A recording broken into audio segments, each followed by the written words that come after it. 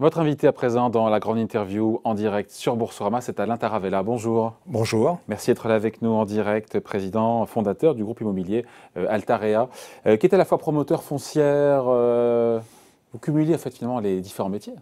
C'est difficile de vous caser en fait. Hein. Mais si, c'est très simple. Nous sommes une entreprise de ville. Nous construisons la ville pour tous. Nous construisons la ville pour loger les Français. Nous construisons la ville pour qu'ils puissent aller dans des commerces, pour qu'ils puissent travailler. Donc nous faisons l'ensemble de des produits nécessaires, essentiels. Souvent, on aime bien à la se vie des dire Français. ça c'est une foncière, ça c'est un promoteur. C'est tout à la fois. Hein. Oui, on fait tout et on est heureux comme ça.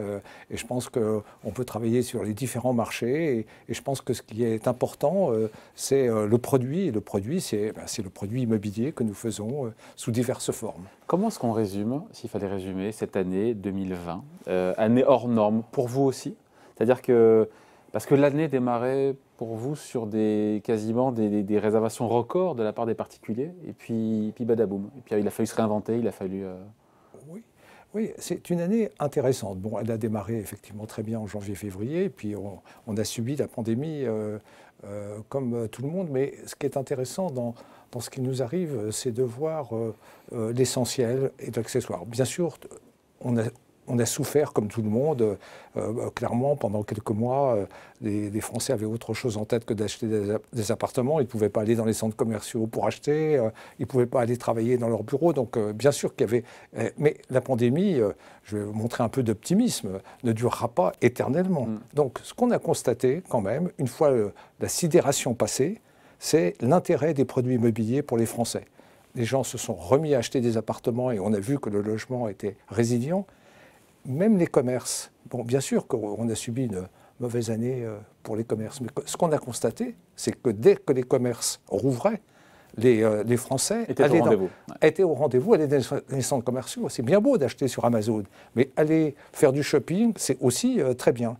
Et puis, on a vu aussi, tout le monde a parlé du télétravail, alors c'est vrai que ça s'est répandu, mais on constate, c'est que les salariés aiment bien aussi venir dans l'entreprise, mais il faut organiser leur travail autrement. Vous estimez avoir plus ou mieux limité la casse, finalement, que les autres petits copains, que le Nexity, les ICAD ou les autres, au final, avec une baisse du résultat net de 21%, qui vient essentiellement, pour le coup, des difficultés, entre guillemets, de l'immobilier d'entreprise. C'est ça qui vous... Je ne dirais pas des difficultés d'immobilier d'entreprise, je dirais de report. Mais pour donner un exemple... Oui, vous avez raison, il faut être précis. Voilà, je suis précis, mais je vais même donner un exemple. Nous avons l'immobilier d'entreprise, nous faisons des grands bâtiments. Nous faisons par exemple en ce moment le siège d'Orange, qui est pas très loin de votre maison de l'autre côté de la Seine. On ne l'a pas livré en 2020, on le livre aujourd'hui. Je le livre tout à l'heure à Orange. Donc, et ça a impacté les comptes? Ça a impacté les comptes de 2020, mais ça augmentera les comptes de 2021. Ah. Voilà, donc voilà, ça c'est pas un sujet. Quand on a une vision des choses un peu plus longue, effectivement. Voilà. Quand on voit notre chiffre d'affaires a baissé de 1,5%. Le logement a augmenté. Le commerce a bien sûr baissé. La branche logement était en croissance en 2020 de 5%. Voilà. Alors que le marché du logement, globalement, a baissé de 30%. Donc nous avons réussi, sur le logement, à faire plutôt mieux que le marché. Je ne dirais pas que nos petits copains. Mieux que le C'est notre façon de dire la même chose. Hein.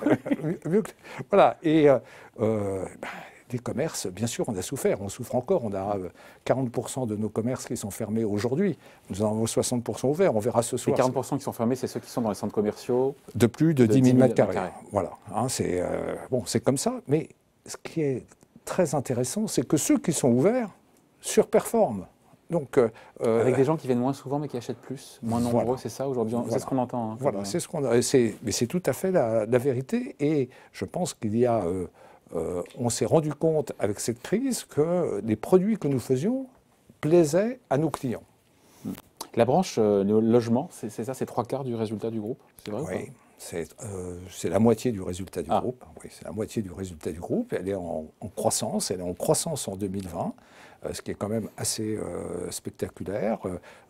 Nous constatons que les investisseurs sont au rendez-vous. Il y a un élément nouveau qui arrive, qui est que les investisseurs institutionnels retournent vers le logement, achètent des logements pour les louer. Donc ça, c'est très bien. Et les particuliers ont un peu moins acheté effectivement en 2000. Avant la crise, 60% de vos clients étaient des particuliers, 40% des instituts.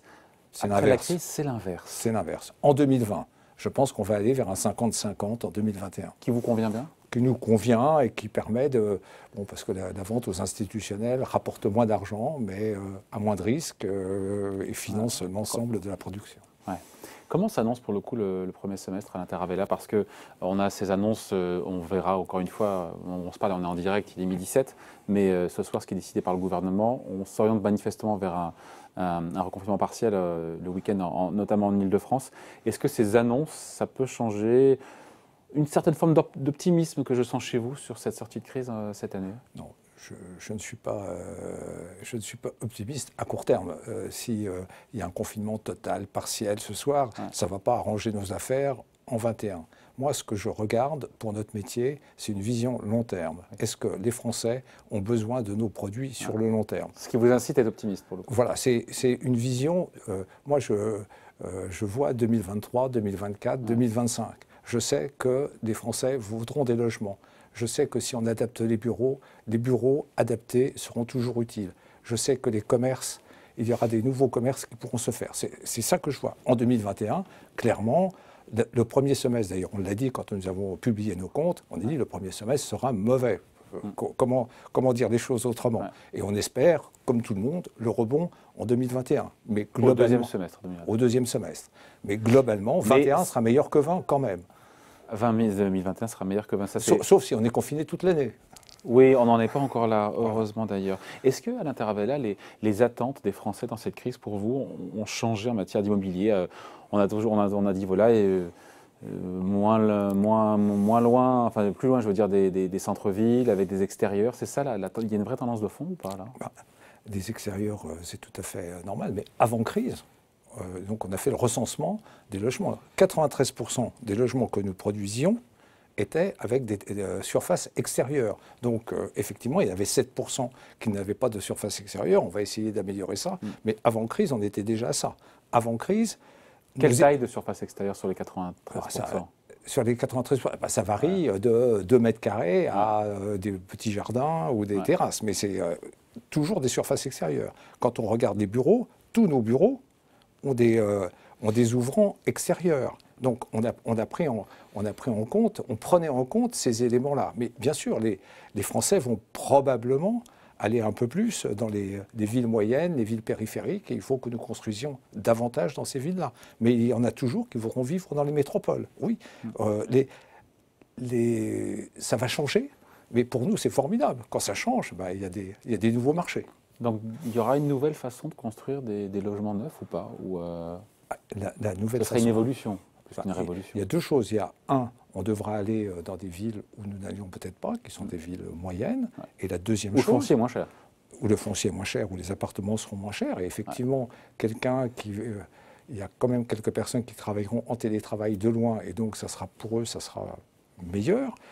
Ce qui va beaucoup changer les choses, c'est les nouvelles règles RT 2020 qui vont sortir, qui vont nous obliger à construire plus écolo, avec moins d'empreinte carbone. Et donc ça va être un élément novateur de ce que nous allons faire dans les années qui viennent. Nous allons devoir nous adapter et lutter contre le réchauffement climatique. Ces nouveaux immeubles, qu'est-ce qu'ils auront? Ils seront plus autonomes, moins gourmands en énergie, plus intelligents, plus connectés, c'est-à-dire plus intelligents, plus connectés, moins gourmands d'énergie, construits en bois. Nous avons d'ailleurs acheté il y a 2 ans une société qui s'appelle Wood & Home qui construit uniquement en bois. Donc il y aura plus de bois, plus de béton bas carbone, plus d'isolation. Oui, il y aura tout ça. Plus de bois, pourquoi? Pour une question, encore une fois, d'environnement? D'environnement, bien sûr. Nous avons, l'année dernière, on a vendu 12 000 logements, on en a vendu un peu moins de 1 000 en bois.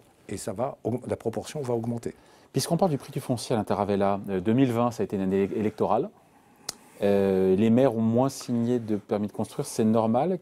Quel impact pour vous? Est-ce qu'il y aura un rattrapage cette année ou est-ce que... Malheureusement, ils continuent à en signer moins. Et comment on l'explique ça pour le coup? Parce qu'une fois que l'élection est passée, en général... Je pense que il y a quelque chose qui n'est pas bien pris en compte, c'est le besoin de logement au niveau au niveau de la France. Les Français ont besoin de logements, il y a beaucoup de gens qui arrivent, il y a des familles monoparentales, on a besoin de plus de logements. Pour faire des logements, il faut construire. Ouais. Voilà, il faut avoir un permis. Il faut avoir un permis. Il faut Pourquoi ils sont réticents? C'est pas nouveau comme problème, ça. C'est pas nouveau, mais aujourd'hui, un maire qui est plutôt bâtisseur m'a dit maintenant, mes concitoyens ne me réclament pas de logement, mais ils me réclament des pistes cyclables et des forêts urbaines. Donc oui, il faut réussir à concilier les deux. Et il y a cette approche que je qualifierais d'écolo, n'est pas le propre des maires écologistes, c'est le propre de tout le monde. Tout le monde prend conscience de ce qu'il faut faire, et aujourd'hui, c'est vrai qu'il y a un côté un peu frein qui se fait, qui fait que nous avons moins en France, quelles que soient les sensibilités politiques, ce frein, des édiles, de nos édiles. Quand même, on a tous les maires veulent que ce qu'ils construisent s'insère bien dans le paysage. Mais nous aussi. C'est pas antinomique d'ailleurs. Mais il faut revoir la façon de travailler que nous avons. Nous travaillons différemment, mais il va bien falloir construire quelque part. Donc, on ne peut pas dire on n'artificialise pas, on ne monte pas en hauteur. On ne construit pas, donc oui. Il faut densifier, il faut construire plus haut. Voilà, il faut densifier. Les mentalités sont prêtes, notamment du côté des maires, à monter, à densifier. Certains. C'est pas la majorité, non? Certains, pas tout le monde, hein, pas tout le monde. Donc, on ne donnera pas de nom. voilà. Mais donc c'est notre. Mais on y arrive. On va y arriver quand même. C'est plus difficile. Il faut. On est. Vous savez, moi je dis souvent qu'on est un métier qui doit s'inscrire dans l'intérêt général. L'intérêt général évolue. Eh bien, nous devons continuer de nous inscrire dans cet intérêt général, comprendre ce que veulent les concitoyens et faire en sorte de leur apporter des logements parce qu'ils les veulent et de leur apporter des pistes cyclables comme ce qui passe. Voilà. Alain Taravella, les besoins de logement, on l'a dit, sont très importants en France et sont criants. Mais quand on voit les chiffres de 2020, ça donne le tournis. Les permis de construire, les mises en chantier, l'année 2020, ça a été calamiteux, une baisse de respectivement 15 et 7% pour les permis de construire et les mises en chantier. Voilà où on est aujourd'hui, quoi. Et il n'y a pas eu, pour le coup, je fais deux questions en une, de plan de relance. Non, c'est au sensu du gouvernement pour soutenir justement la construction. Est-ce que vous le déplorez? Est-ce que vous comprenez, vous comprenez la politique de logement du gouvernement? Je n'ai pas de critique fondamentale à faire à la politique du logement du gouvernement. Le gouvernement veut qu'on construise des logements. Le sujet, c'est que les décideurs, ce sont les maires. Et que les maires ont des options parfois et des optiques un tout petit peu différentes. Mais en ce qui nous concerne, nous constatons que c'est plus dur d'avoir des permis. Nous les obtenons. Et comme je l'ai dit, l'année dernière, nous avons vendu plus de logements que l'année d'avant. Donc, c'est plus dur. Ça coûte plus cher d'avoir des permis. Ça coûte plus cher, c'est plus cher. Le foncier coûte plus cher. Le foncier est plus cher. Il faut du mal à avoir des permis, à décrocher les permis avec un foncier qui coûte plus cher. Voilà. Et donc les prix. Ça se répercute après évidemment sur le client. Voilà. Les prix montent un peu, effectivement. Bon, mais encore une fois, l'idée c'est qu'on a besoin de logements et que l'année 2020 en termes de, encore une fois, d'offres, c'est une catastrophe. Oui, c'était une catastrophe, mais nous avons quand même réussi à tenir nos objectifs. 21. Ça va être plus dur, mais nous escomptons en 21 vendre plus de logements qu'en 2020. Donc on dit c'est dur, mais on va y arriver quand même. Bien sûr. Dans les partenariats, il y a eu cette annonce avec un partenariat avec Carrefour. L'objectif, si j'ai compris, c'est de reconvertir des sites commerciaux. Alors j'ai vu à Nantes, à Sartrouville, à Flins, peut-être ailleurs aussi, en quartier. C'est ça. En quoi ça consiste? Est-ce que c'est un gros deal pour vous? C'est un premier deal. En fait, les centres commerciaux ont été construits il y a 30 ou 40 ans en périphérie. La ville a rattrapé la périphérie. Et donc, ces ensembles sont insérés dans la ville. Et d'avoir des centres commerciaux avec des grands parkings extérieurs, c'est plus tout à fait bien. Donc, on travaille sur ces sujets avec Carrefour pour densifier, faire des parkings en silos, pouvoir construire des logements. Et c'est en fait transformer ces endroits en quartier, il y aura toujours le commerce, mais il y aura beaucoup de logements, et donc c'est de faire un morceau de ville à cet endroit où il y a des grandes surfaces qui peuvent être beaucoup mieux aménagées qu'aujourd'hui. Combien de sites aujourd'hui? Aujourd'hui, il y en a 3. C'est ça, ce que j'ai dit. Et si ça fonctionne bien derrière, il y en aura... Nous l'espérons. Première étape. On parlait rapidement à Alain Taravella de l'immobilier de bureau. Est-ce qu'il va changer de visage, selon vous, après cette crise? Parce qu'on a quand même le sentiment que le télétravail est parti pour durer. On ne sait pas trop où est-ce qu'on mettra le curseur, mais il y a cette idée aussi que les salariés viendront au bureau désormais parce qu'ils en ont besoin et pas parce que c'est une nécessité. Et puis, il y en a certains aussi qui ont pris goût au télétravail, hein, sans que ce soit dans la limite de la posologie, comme on dit. Hein. Nous avons une devise chez nous, c'est de dire le bureau mieux qu'à la maison. Parce que le télétravail, ça veut dire qu'on travaille à la maison.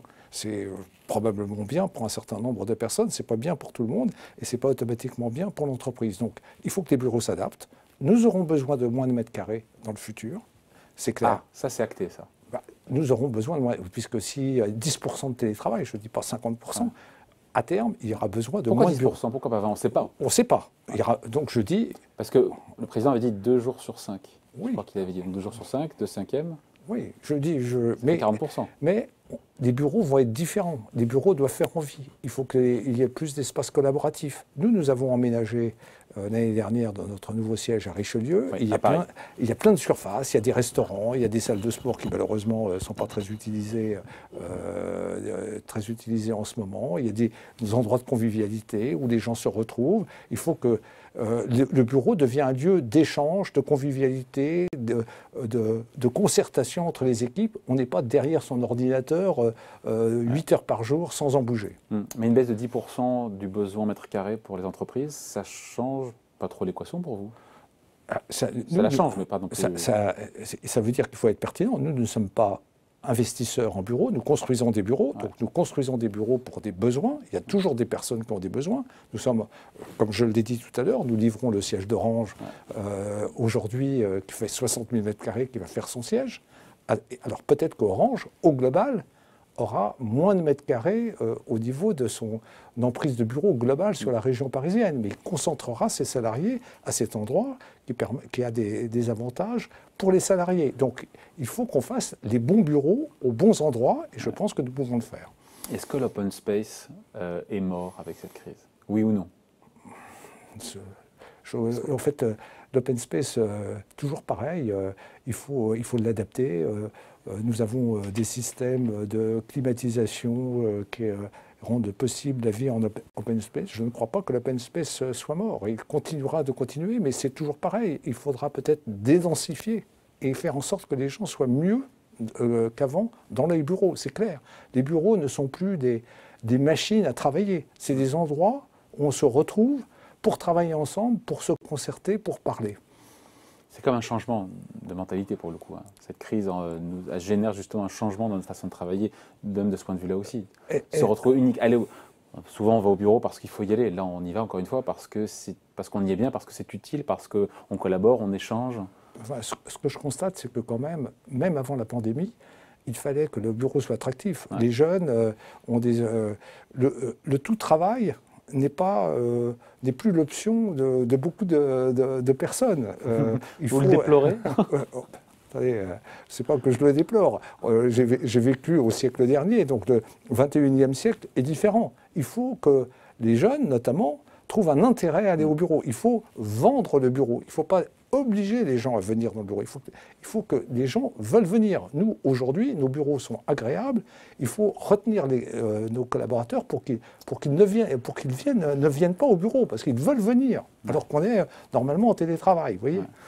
Intervella, il nous reste quelques instants juste. J'ai vu que vous veniez de livrer aussi à La Défense cette nouvelle tour de bureau Landscape. Oui. 64 000 m² de bureau, 29 étages. C'est une tour nouvelle génération, ça, on peut dire? C'est une tour que nous avons restructurée. C'est ancienne génération qu'on a rendue une nouvelle génération. Ouais. Par exemple, on a ouvert les fenêtres, on a fait des grands plateaux, on a fait une tour qui est redevenue moderne. Donc ça, on a livré Landscape et on a livré également Eria, qui est une tour cette fois-ci nouvelle, dans laquelle nous allons installer le campus cyberdéfense, par exemple, qui a choisi de venir dans notre tour. Donc on a toujours besoin de bureaux. Ouais. Vous ne redoutez pas, justement, je pense à Landscape, que cette tour ait du mal, pour le coup, c'est la question qu'on se pose, à se remplir de locataires. Vous avez déjà des baux qui ont été signés, ou est-ce que... Parce qu'on se dit qu'avant la crise, peut-être que tout aurait déjà été pris et rempli, non?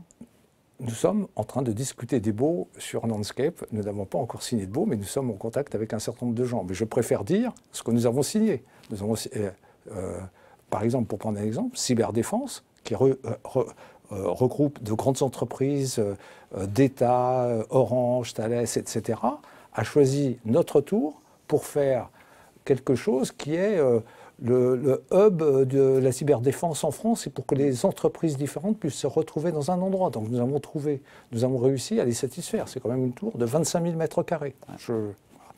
Bon. Et sur le nombre de mètres carrés de bureaux vides, encore une fois, il y a plein d'articles de presse là-dessus, à la Défense, nombre de mètres carrés de bureaux vides qui explose. Est-ce qu'il y a ce sujet aujourd'hui sur la Défense d'une offre qui est abondante, pour le dire pudiquement? Il y a une offre abondante. Il y a eu dans le passé souvent des crises à la Défense. Il y a eu des hauts et des bas. Il y a des cycles. C'est ça. Il y a des cycles. On est dans le cycle, on est plutôt effectivement en bas de cycle. Comment dire, il va y avoir des ajustements de prix et la Défense va de nouveau se remplir. Voilà, justement par les prix, c'est ça le marché. Hein. On se quitte là-dessus à Altaravella, c'est votre groupe, encore une fois, Altaria, 3 milliards d'euros de capitalisation en bourse, un cours qui se tient bien, j'ai vu, qui est dans le vert depuis un petit moment déjà, notamment sur un an. Quand on traverse bien la crise, et quand on a cette taille-là, on pense encore à de la croissance externe. Il y a encore moyen de se regrouper avec d'autres acteurs, ou est-ce que ça devient plus difficile, ou est-ce que la croissance restera endogène, ou est-ce que voilà, sans nous révéler tous les secrets évidemment, mais sur les prochaines années? Bien, de toute façon, une entreprise ne peut vivre que par le développement. Et Altaria a été créé par moi il y a 25 ans et s'est développé en permanence. On est parti de zéro, donc on est à 3 milliards, on ne s'arrêtera pas là. On va continuer par croissance interne, bien sûr. Mais des acquisitions structurantes, ce qu'on appelle structurantes, c'est encore possible? C'est encore possible, bien sûr. Bon, ce sera l'occasion, il ne dira pas plus, mais ce sera l'occasion d'en reparler une prochaine fois. Merci d'avoir été avec nous, donc Alain Taravella, le président fondateur du groupe immobilier Altaria, invité de la grande interview en direct sur Boursorama. Merci. Merci.